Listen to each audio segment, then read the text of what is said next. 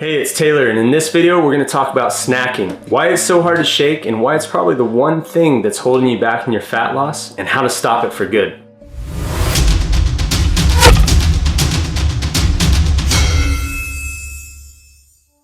So look, all of the good choices that you're making in your diet each day is almost always going to be canceled out by snacking. It's just too easy to spill over in your calories when you start snacking. The foods we reach for when we start snacking and the mindset that we get into and that pattern that we perpetuate, it's always gonna lead to an overconsumption in calories throughout the day. And look, I've never met anyone who feels particularly great after mindlessly scouring through the pantry and the fridge and then watching some Netflix and stuff in their face. It happens to all of us, right? At some point, generally at nighttime, we turn into a mindless beast and nothing's gonna stop us from getting our snacks. First of all, I wanna tell you that you're not broken. You're battling millions of years of evolution and a societal conditioning that is directly opposed of one another. The good news, it only takes a few simple shifts to break up that pattern. So here's 3 powerful tips to consider when attempting to hack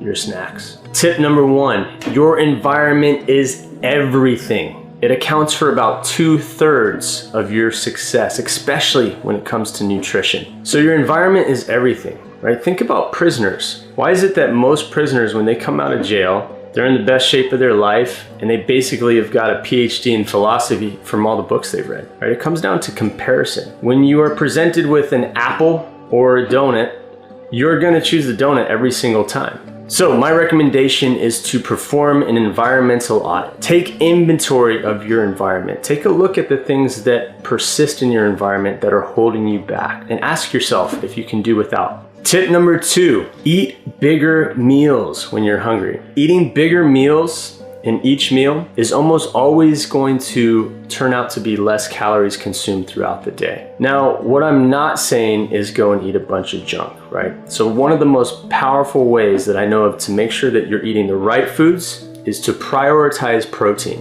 This will help you reach satiation, i.e. being fuller, faster, and on less calories. You'll also get the added benefit of increasing your internal temperature and boosting your metabolism. Tip number 3, if nothing else, choose replacement. Science shows us that food addiction is the most difficult addiction to break. So we need to treat it with that same weight, just like it's any other addiction, if not even more. One of the most powerful strategies that I know of to break any addiction is to choose replacement. So instead of quitting cold turkey and driving yourself mad when those hunger gremlins come out, look for healthier options. What are some options that are higher in protein or higher in fiber that fill you up and help with satiation, but they're also low in calories and they're healthy? And look, before you say it, I know what you're thinking. But Taylor, I got a family, they bring snack food in the house all the time. And look, I'm not telling you to break up the family just over some snack food so that you can get your ass in shape. But something has got to change, obviously. My advice, start small. Open up the conversation. Make small changes little by little together. What kind of example do you want to set in your household anyways? So, those are the 3 most powerful strategies to consider when choosing to start hacking your snacks so that you can more easily lose the weight and get in your best shape